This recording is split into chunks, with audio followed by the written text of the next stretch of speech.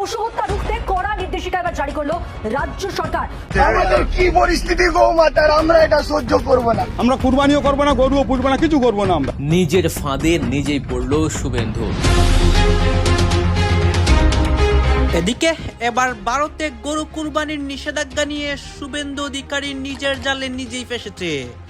নরেন্দ্র মোদীও ফেসেছে। মুসলমানদের একশনে অসংখ্য হিন্দুর খারাপ অবস্থা হয়, ভারতবর্ষে তুলফার পরিস্থিতি। গরু জবাই নিষিদ্ধ, গরু খাওয়া যাবে না। গরু জবাই নিষিদ্ধ হয় পশ্চিমবঙ্গে, মোদীকে গ্রেফতার করেছে পুলিশ। আমি গোরক্ষক বাহিনীদের বলছি, আপনারা কাপুরুষ, আপনারা কাপুরুষের মতো কাজ করছেন। যদি হিম্মত থাকে এই অসহায় পাগাল গরুওয়ালাদের মারছেন কেন? যারা গরুর চামড়া নিয়ে জুতো বানিয়ে আপনার পায়ে পরিয়ে দিচ্ছে। মুসলমানের ধর্ম নিয়ে অবমাননা করার ক্ষমতা ডোনাল্ড ট্রাম্পেরও নাই, সেখানে তো শুভেন্দু অধিকারী দুটি মাস। দর্শক, ভূ রাজনীতির দাবার বোর্ডে একটিমাত্র স্ফুলিঙ্গ কিভাবে পুরো অঞ্চলের দৃশ্যপট পাল্টে দিতে পারে তার এক জীবন্ত এবং ভয়ঙ্কর রূপ এখন দেখছে পুরো দক্ষিণ এশিয়া। পশ্চিমবঙ্গের কোরবানি নিষেধাজ্ঞার আগুন এবার আছড়ে পড়েছে উত্তাল রাজপথে। বারে বারে ঘুঘু তুমি সাদা ঘুঘু, এটার আবার সুলটুল একবার বকের মতন সাদা আছে না কিছু মানুষ, ওইরকম বারে বারে সাদা ঘুঘু খেয়ে যাও ধান। এদিকে হাইকোর্টের রায় ফেসে গেল শুভেন্দু অধিকারী, ক্ষমতা হারাতে পারে যে কোনো সময়। ক্ষমতা হারাতে যাচ্ছে এবার শুভেন্দু অধিকারী। গরু কুরবানির উপর নিষেধাজ্ঞা দিয়ে নরেন্দ্র মোদীও বিপদে পড়েছে। দর্শক শ্রোতা, ভারতের মুসলিমরা এখন রাজপথে নামে এবং প্রতিবাদ করছে। অসংখ্য হিন্দুর খারাপ অবস্থা করে, এমনকি মমতা ব্যানার্জিও রাজপথে নামার ঘোষণা দেয়।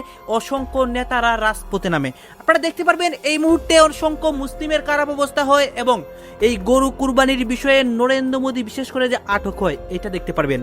নরেন্দ্র মোদীর কিন্তু খুবই খারাপ অবস্থা। আপনারা এই সম্পূর্ণ ভিডিও দেখবেন। এই গরু কুরবানির বিষয়ে অসংখ্য তথ্য এবং গোপন রহস্য সবকিছুই দেখানোর চেষ্টা করবো একটি ভিডিওতে। মুসলমানের ধর্ম নিয়ে অবমাননা করার ক্ষমতা ডোনাল্ড ট্রাম্পেরও নাই, সেখানে তো শুভেন্দু অধিকারী দুটি মাস। দর্শক, ভূ রাজনীতির দাবার বোর্ডে একটিমাত্র স্ফুলিঙ্গ কিভাবে পুরো অঞ্চলের দৃশ্যপট পাল্টে দিতে পারে তার এক জীবন্ত এবং ভয়ঙ্কর রূপ এখন দেখছে পুরো দক্ষিণ এশিয়া। যে কাজ করার ক্ষমতা খোদ ডোনাল্ড ট্রাম্পেরও নেই, পশ্চিমবঙ্গের একজন আঞ্চলিক নেতা শুভেন্দু অধিকারীর সেই স্পর্ধা কিভাবে হলো? পশ্চিমবঙ্গের কোরবানি নিষেধাজ্ঞার আগুন এবার আছড়ে পড়েছে বাংলাদেশের উত্তাল রাজপথে। ওপার বাংলার বিজেপি নেতার বিতর্কিত এক সিদ্ধান্তের প্রতিবাদে এপার বাংলা থেকে এমন এক বিস্ফোরক এবং চরম হুঁশিয়ারি দেয়া হয়েছে যা দুই বাংলার রাজনৈতিক অঙ্গনে বিশাল এক ভূ রাজনৈতিক আলোচনার জন্ম দিয়েছে। দরকার পড়লে এবার কোরবানি শুভেন্দু অধিকারীকে দিয়েই শুরু করো। তবে সবচেয়ে চাঞ্চল্যকর বিষয় হলো এই প্রতিবাদ শুধু কোরবানির ইস্যুতেই সীমাবদ্ধ থাকেনি।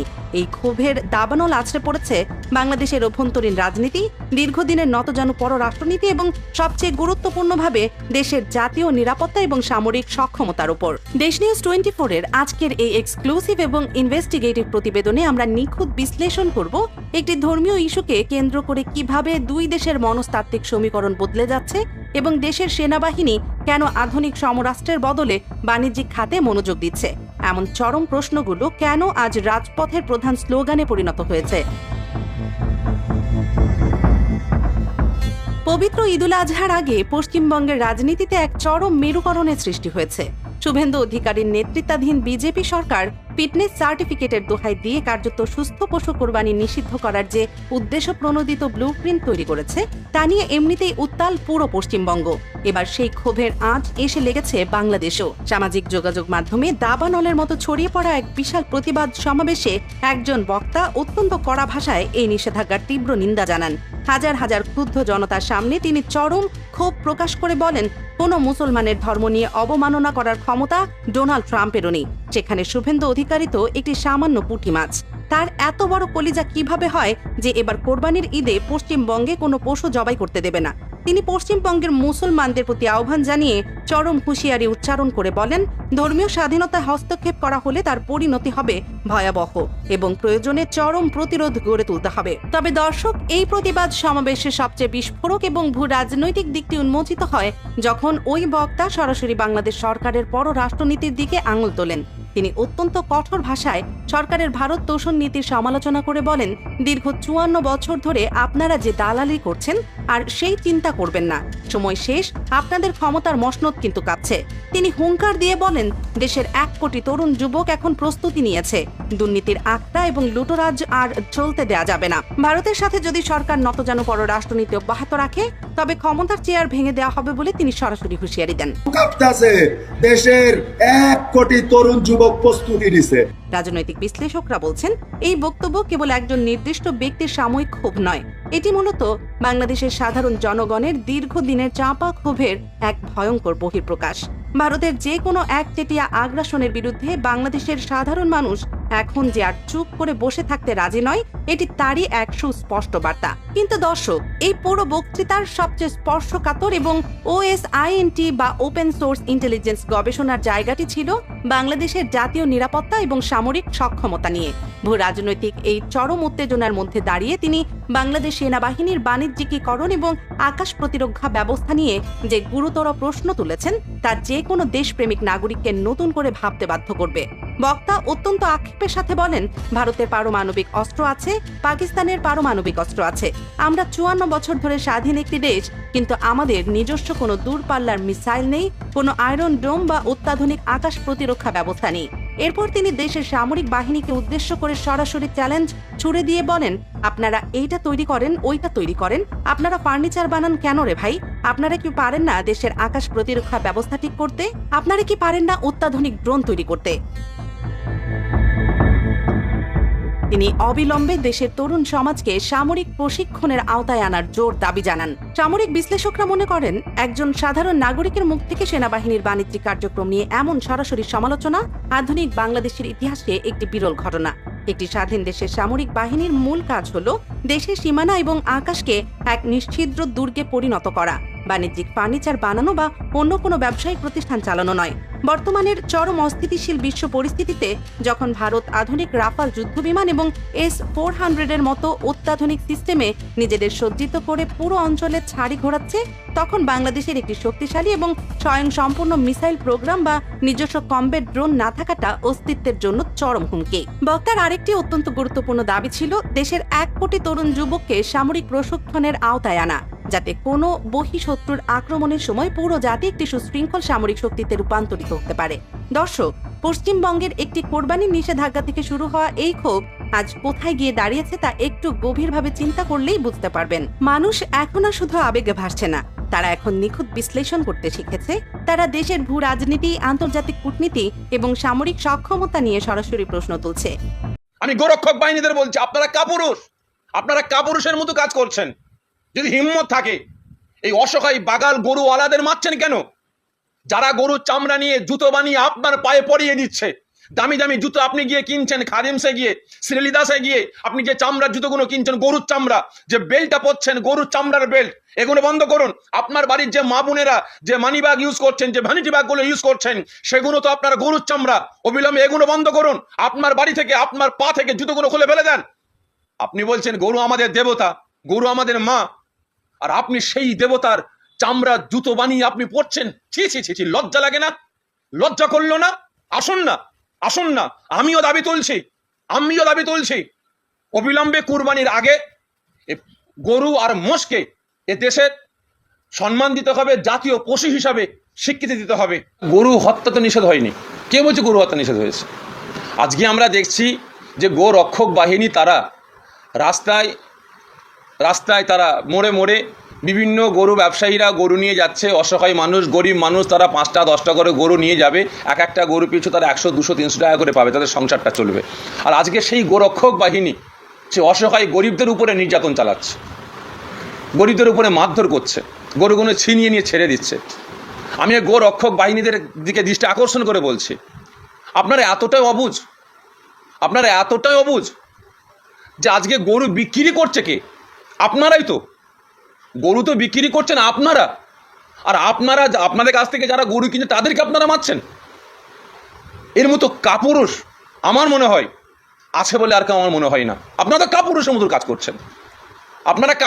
কাজ করছেন, আমি গোরক্ষক বাহিনীদের বলবো, আজকে আপনারা যাকে মাসনাদে বসিয়েছেন, আমার পশ্চিম বাংলা যিনি মুখ্যমন্ত্রী হয়েছেন, দেশের জনগণ যিনাকে ভোট দিয়ে মাসনাদে বসিয়েছে, সেই মুখ্যমন্ত্রী বলছে যে 14 বছর পার হলে সেই গরু কুরবানি দেওয়া যাবে। 14 বছর পার হয়ে গেলে সেই গরু কুরবানি দেওয়া যাবে, কুরবানি দিতে কোনো নিষেধ নাই। আর এরা বলছে না, গো হত্যা বন্ধ করতে হবে, গো হত্যা বন্ধ করতে হবে। তাহলে এদের বিরুদ্ধে যারা গো হত্যার বন্ধ করার নাম করে, যারা গো রক্ষকের নাম করে, যারা অসহায়দের উপরে নির্যাতন চালিয়ে বেড়াচ্ছে, মারধর করছে, গরুগুলোকে ছিনিয়ে নিয়ে ছেড়ে দিচ্ছে, তাহলে এদের বিরুদ্ধে আমার রাজ্য সরকার কি স্টেপটা নিচ্ছে? আজকে আমি আমার রাজ্য সহ আমি আমার সারা ভারতবর্ষের সমস্ত মুসলিম উম্মার কাছে আমি অনুরোধ করব, প্রত্যেকের কাছে জোরহাত করে বলবো, সারাটা জীবন আমরা কুরবানি দিয়ে এসেছি, কিন্তু এবছরটা আমি প্রত্যেকের কাছে জোরহাত করে বলবো, আপনারা টোটাল গরু কুরবানি দেওয়া বন্ধ করুন। শুধু গরু নয়, তার সাথে সাথে মোষটাকেও কুরবানি দেওয়া বন্ধ করুন। কারণ গরু দুধ দেয় বলে গরু মা হয়েছে, গরু তানাদের দেবতা, তিনাদের ভগবান, এবং গরুর দুধ যেমন উপকার, গরুর দুধ যেমন প্রত্যেকটা শ্রেণীর মানুষ যেমন বিভিন্ন কাজে ব্যবহার করে, ঠিক তেমন মোষের দুধটাও সে একই কাজে ব্যবহৃত হয়।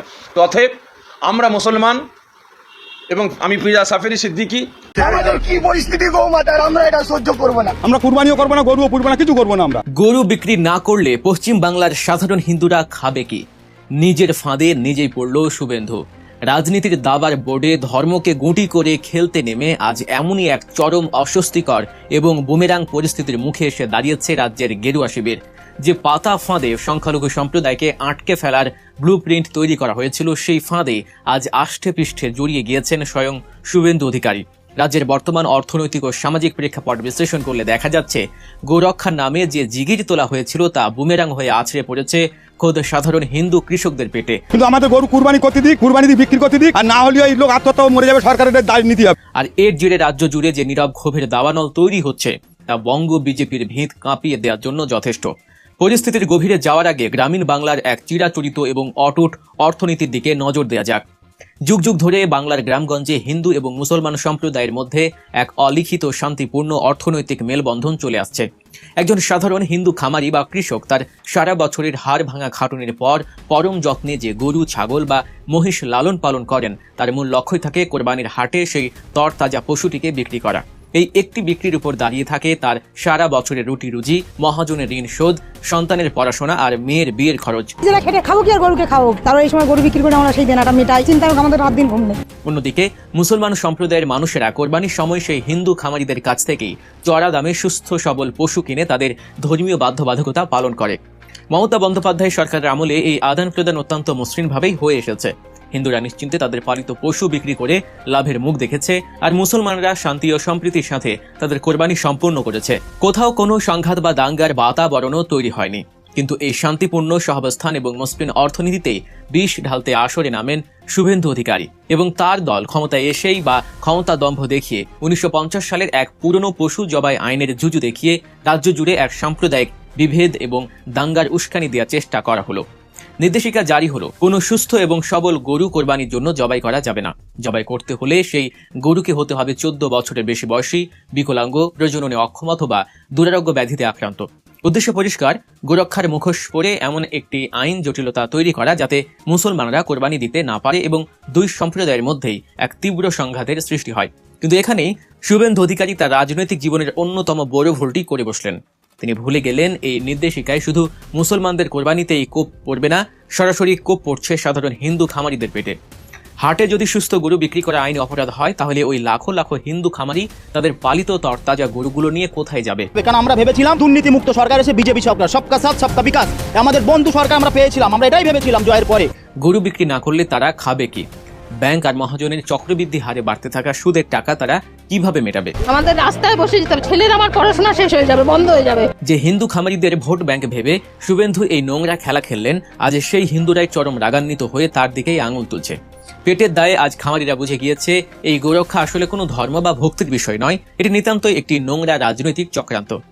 এবার আসা যাক এই রাজনীতির সবচেয়ে বড় এবং নগ্ন দ্বিচারিতার জায়গায়। একটি অত্যন্ত সাধারণ এবং তীক্ষ্ণ লজিক আজ মানুষের মনে ঘুরপাক খাচ্ছে। গেরুয়া শিবির কথায় কথায় গরুকে গোমাতা বলে পূজা করার কথা বলে, তারা ভক্তি ভরে গরুর দুধ পান করে, এমনকি গরুর মূত্র পান করার কথাও ফলার করে প্রচার করে। সেই গোমাতার প্রতি তাদের ভক্তি একেবারে উপচে পড়ে। কিন্তু বাস্তব চিত্রটা কি? যখন সেই গরুর বয়স হয়ে যায়, যখন সে আর দুধ দিতে পারে না, তখন কি সেই গরুকে তারা সযত্নে ঘরে রেখে আমৃত্যু সেবা করে? একেবারেই না। তখন সেই বৃদ্ধ গরুকে তারা কসাইয়ের কাছে বিক্রি করে দেয়, অথবা কসাইখানা মারফত তা বিদেশে দর্শক আপনারা তো দেখলেন এখানে কি কথা হচ্ছে, অনেকে কিন্তু কথা বলতেছে, অনেকে আলোচনা করতেছে, অনেকে সমালোচনা করছে। বিশেষ করে এখানে আমরা দেখতে পাচ্ছি গরু কুরবানির বিষয় নিয়ে অসংখ্য কথা হয়, অসংখ্য তথ্য ছড়ায় এবং রাজনীতির মধ্যে দিয়ে নতুন অনেক উত্তেজনা ছড়িয়েছে, এইগুলো কথা হয়ে গেছে। এই বিষয়গুলো দেখে আপনাদের মন্তব্য কি? আপনাদের গুরুত্বপূর্ণ মন্তব্যটা অবশ্যই আপনারা আমাদের কমেন্ট বক্সে লিখে যাবেন। সর্বশেষ আপনাদের কাছে আমাদের একটা রিকোয়েস্ট থাকবে, আপনারা আমাদের চ্যানেলে নতুন দর্শক হয়ে থাকলে চ্যানেলটি সাবস্ক্রাইব করবেন এবং পাশে থাকা বেল বাটনটি বাজাবেন, যাতে করে নেক্সট ভিডিওটা সবার আগে আপনাদের কাছে পৌঁছে যায়। ধন্যবাদ।